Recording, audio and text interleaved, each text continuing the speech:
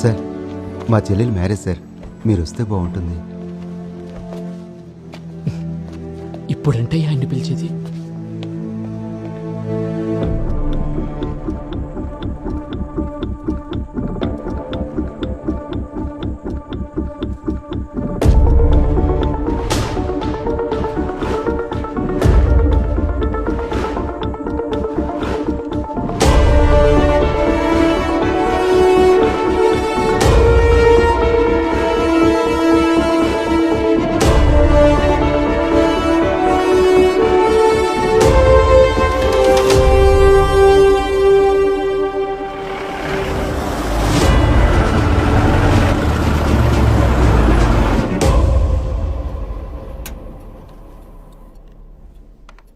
Representation of the people amendment bill or the right to recall. తమ నాయకుడి పనితీరు సంతృప్తిగా లేకపోతే 5 సంవత్సరాలు కంప్లీట్ అవ్వడానికి ముందే ఆ నాయకుడిని రీకాల్ చేసే అవకాశం ఓటర్లకు ఉండాలి. ఒక నియోజకవర్గంలో 50% లేదా అంతకంటే ఎక్కువ మంది ఓటర్లు తమ ప్రతినిధికి వ్యతిరేకంగా స్పీకర్కి పిటిషన్ ఇస్తే ఎలక్షన్ కమిషన్ సహకారంతో మళ్లీ అక్కడ ఎలక్షన్ జరపాలి. సార్, ఈ బిల్లు యొక్క ఉద్దేశం, ఇంపార్టెన్స్ ని బాగా అర్థం చేసుకున్నాను. విత్ ఆల్ డ్యూ రెస్పెక్ట్ చెప్పంటారా? ఇది మన దేశంలో ప్రాక్టికల్ గా సాధ్యం కాదు. అవుతుంది, ప్రాక్టికల్ అవుతుంది. మనం ప్రవేశపెట్టబోయే ఈ బిల్ పార్లమెంట్లో, రాజ్యసభలో పాస్ అయ్యి రాష్ట్రపతి సంతకం పెడితే చాలు. ఏ స్టేట్ గవర్నమెంట్ అయినా తమ రాష్ట్రంలో అమలు చేయొచ్చు. ఇది జరగాలంటే భారత రాజ్యాంగంలో సవరణ జరగాల్సి ఉంటుంది. ఐఎమ్ నాట్ షూర్, వెరిఫై చేసి చెప్తాను. నేను ప్రజాప్రతినిధి యొక్క కాల పరిమితి గురించి ప్రశ్నించట్లేదు. కాల వ్యవధి తీరకముందే ఒకవేళ అతని పనితీరుతో ప్రజలు సంతృప్తి చెందకపోతే తిరస్కరించే అవకాశం ఉండాలి. దానికి పార్లమెంట్లో రాజ్యాంగ సవరణ ఎందుకు? సార్, నేను ఈ ఇష్యూలో మిమ్మల్ని సపోర్ట్ చేస్తున్నాను. ప్రజలు ఖచ్చితంగా సంతోషించే మార్పిది. బట్ రియాలిటీ గురించి ఆలోచిస్తే నేను ఈ బిల్లు పార్లమెంట్లో ప్రవేశపెట్టిన నిమిషంలోనే రిజెక్ట్ అయిపోతుంది. ఈ బిల్లుకున్న హిస్టరీ అలాంటిది. మనకి ఎంబారస్మెంట్ ఎందుకు సార్? ఈ నేళ్లలో ఎన్నో ఎంబరాసింగ్ మూమెంట్స్ చూసుంటాం. ఒక మంచి పని చేసేప్పుడు అందులో పరాజయం పాలైన ఓ థ్రిల్ ఉంటుంది కదా. డెమోక్రసీ అంటే ఏంటి చెప్పు? 5 సంవత్సరాలకు ఒకసారి ఓటేసే అవకాశం వచ్చే రోజు. దౌర్భాగ్యం ఏమిటంటే మన దేశంలో డెమోక్రసీ అనే పదానికి అదే అర్థం. ఆ ఒక్కరోజు, ఆ ఒకే ఒక్కరోజు జనాలకి ఏం కావాలో డిసైడ్ చేసుకుంటారు. ఆ రోజు తర్వాత జనాల్ని ఓట్ల కోసం అర్థించిన నాయకుల భాష మారుతుంది, రూపము మారుతుంది. అధికారం ఉందన్న అండతో ఆ 5 సంవత్సరాలు వాళ్ళు చెలరేగిపోతారు. ఆ జనాలకు కూడా వాళ్ళ వెనకే ఉండక తప్పదు, వాళ్ళు ఏం చేసినా సరే.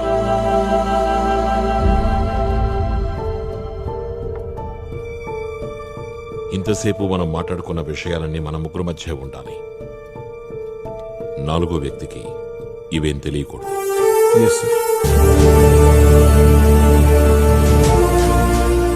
సీఎం చెప్తున్న ఈ పద్ధతి స్విట్జర్లాండ్ గవర్నమెంట్లో అమల్లో ఉన్నట్టు విన్నాను. ఇక్కడ it's I don't know. CM ఎందుకు ఈ విషయం మన ముగ్గురు మధ్యలో ఉండాలని చెప్పాడు? Why this much secrecy?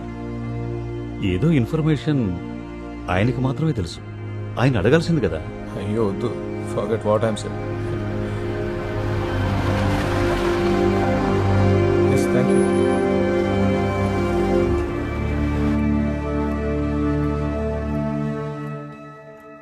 వస్తే చెప్పరా, ఆయన వచ్చాక లేచి నిలబడ్డం నాకు ఇష్టం లేదు. ఓ సరే సార్, వస్తున్నారు.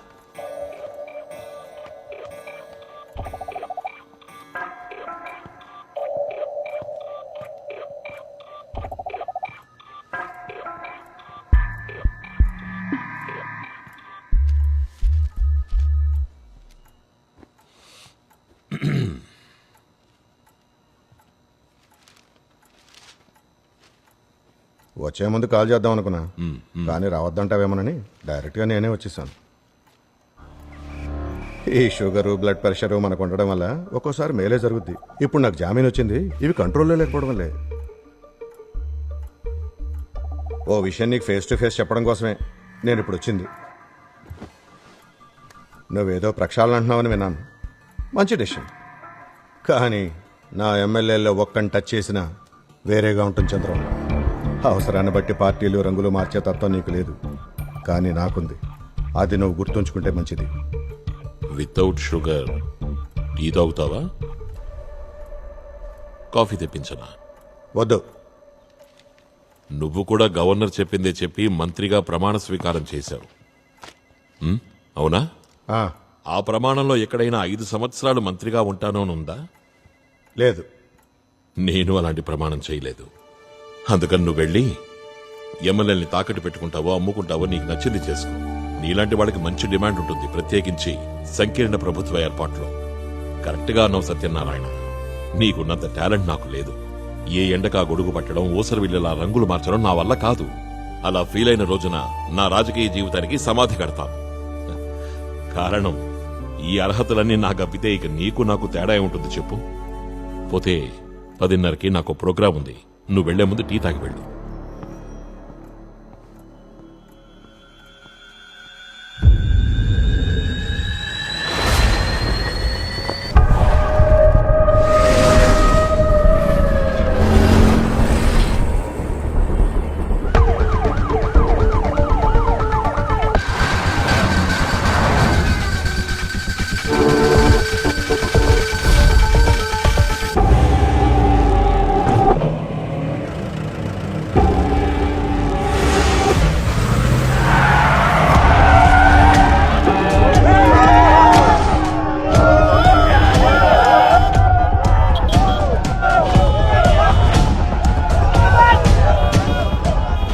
సార్, మనీ లాండరింగ్ కేసులో అరెస్ట్ అయిన ఎమ్మెల్యే మనుషులు సార్ 10 నిమిషాల్లో క్లియర్ చేస్తాం sir.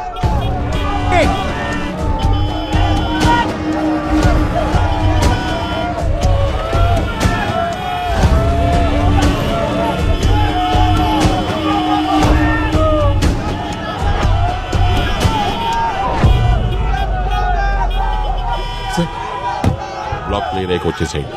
Sir sir please sir. నువ్వెందుకు భయపడుతున్నావు? నేను ధైర్యంగానే ఉన్నాను కదా. నేను వెళతాను.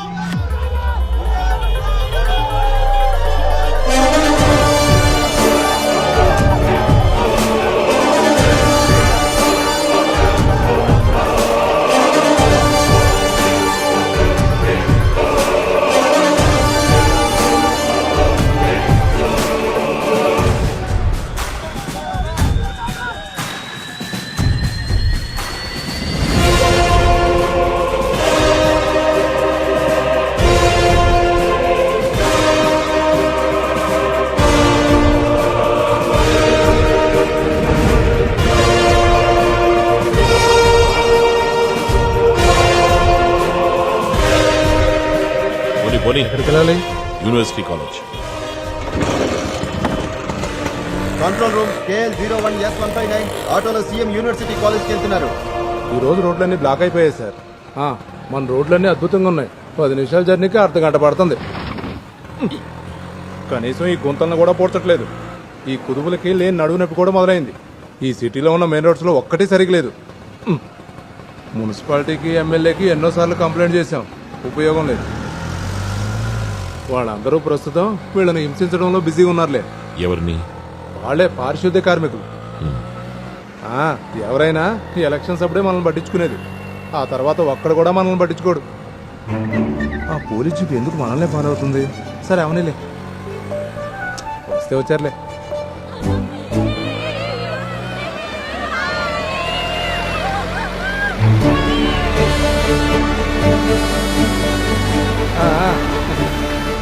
సార్ ఇంకో విషయం, ఈ మధ్య ఓ సీరియల్ యాక్టింగ్ చేశాను.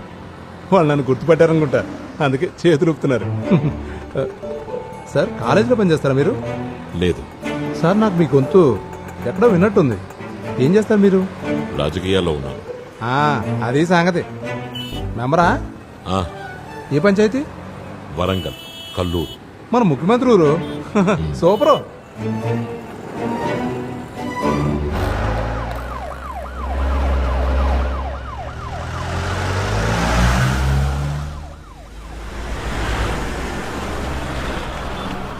సార్, మీరు ఏదైనా తప్పు చేశారా? పోలీసులు వెంట.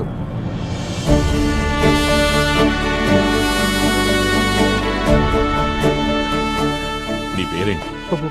భాను సార్. ఎంతైంది? సార్ వద్దు సార్, వద్దు సార్. ఉంచుకో. ఆ, రోడ్లు బాగు చేయిస్తానులే. సారీ సార్, రోడ్లు బాగున్నాయి. బాగున్నాయా? అయితే సరే. ప్రతి మనిషిలోనూ ఒక పొలిటికల్ సెన్స్ ఉంటుంది. మీలో, మీ ఆలోచనల్లో, మీ ప్రవర్తనలో ఈ రాజకీయ భావం ఉంటుంది. కానీ ఒక్క విషయం మర్చిపోవద్దు, మిమ్మల్ని మీ అమ్మా నాన్న చదువుకోవడానికి ఇక్కడికి పంపించారు. సో మీ ఫస్ట్ ప్రయారిటీ బాగా చదువుకోవడం. దాని అర్థం మీరందరూ డాక్టర్స్, ఇంజనీర్స్, ఐటీ ప్రొఫెషనల్స్ అవ్వాలని కాదు. తెలివితేటల్ని, జ్ఞానాన్ని పెంచుకోవడానికే కాదు విద్యాభ్యాసం. ఏ పనైనా సంతోషంగా చేయడానికి ప్రేరేపించేది, శారీరక సామర్థ్యాన్ని, ఆరోగ్యాన్ని పెంపొందించేట్టు చేసేదే నిజమైన విద్యాభ్యాసం. మనకందరూ కావాలి. టాక్సీ డ్రైవర్లు కావాలి, సాధారణ నౌకర్లు కావాలి, టైలర్లు కావాలి, వ్యాపారవేత్తలు కావాలి, రాజకీయవేత్తలు కావాలి. అందరూ ఉంటేనే అది ఒక సమాజం అవుతుంది, దేశం అభివృద్ధి చెందుతుంది. డిగ్నిటీ ఆఫ్ లేబర్ అని వినుంటారు. ఒక్కో జాబ్కి ఒక్కో డిగ్నిటీ ఉంది. ఏం చేసినా దానికి ఒక గౌరవప్రదమైన స్థానం ఉంది. మీరు నాకు హెయిర్ కట్ చేస్తారా? ఎవరది? ఎవరు అది? ఎవరు? ముందుకు రండి. కమాన్, ఎవరది? ఎవరది కూర్చుంది? I'm extremely sorry sir. ఆ అడిగిన కుర్రాడు ముందుకు రావాలి. నువ్వెవరో తెలుసుకోవడం నాకు పెద్ద పని అనుకోవద్దు.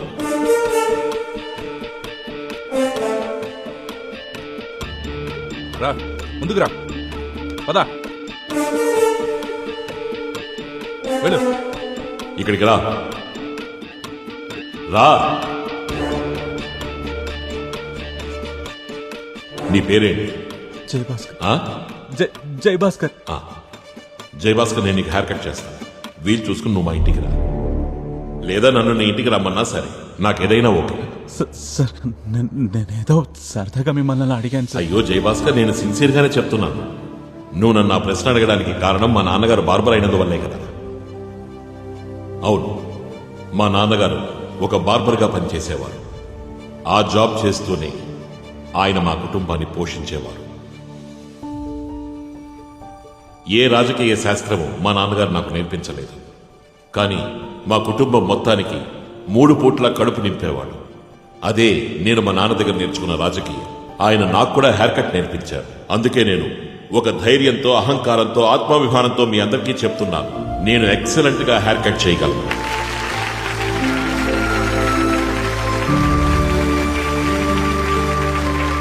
సంతోషంగా జీవితాన్ని గడిపిన మా నాన్న నాకు ఇంకోటి నేర్పించారు. దారిద్ర్యంలోనూ సంతోషంగా ఎలా జీవించాలో. సంతోషానికి ధనం అనే పదానికి ఏ విధమైన సంబంధమూ లేదు. పైకి రా. రా.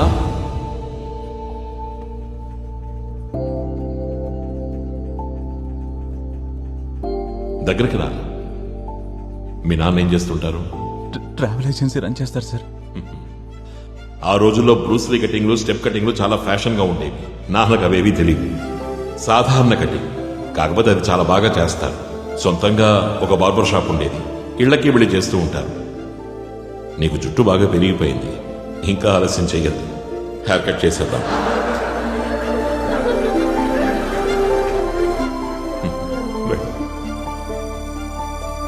రాజకీయం నుంచి నేను విరమించుకోవాల్సి వస్తే జీవించేందుకు నాకు వృత్తి ఉంది.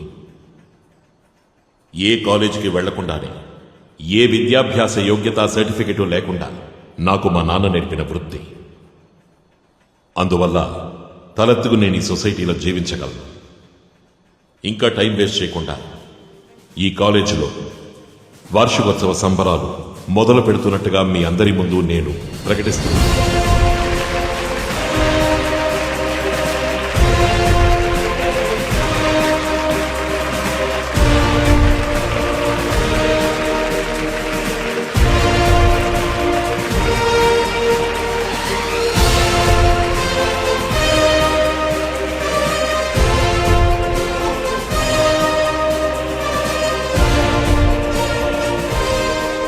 Sir, this bill, the representation of the people, is proposed to bring back real democracy to our country, sir. Are you presenting this as a private bill? Yes, sir. Sir, ये हमारे देश में नहीं चलेगा. तो इस पर ఈ ఎంపీలకి ఏం పనున్నట్లేదు. ఇటు తిరిగి పని చూసుకో. Sir, we should at least take this up for discussion. फिलहाल ये बिल हमारे एजेंडा में नहीं है और चर्चा की जरूरत है। నేను ఊహించినట్టే జరిగింది. నేను ముందే చెప్పాను కదా సార్. సెంట్రల్ కేబినెట్ మీటింగ్ అయ్యే వరకు వెయిట్ చేద్దాం.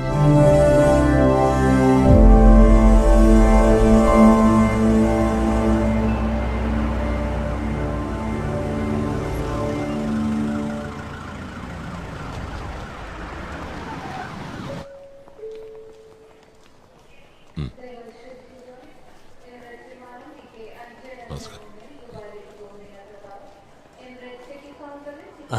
చంద్రం వచ్చేసాడు.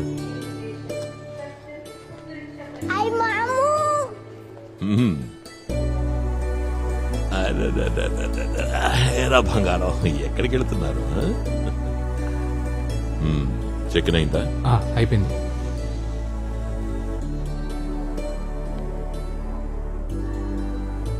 ఇన్నాళ్ళు నువ్వు నాకు దగ్గరలోనే ఉన్నావని హ్యాపీగా ఉన్నాను.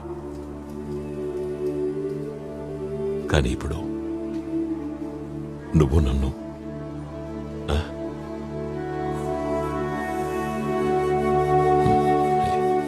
ఎప్పుడు కలుస్తాం? అక్కడికి వెళ్ళాక ఫోన్ చేయి.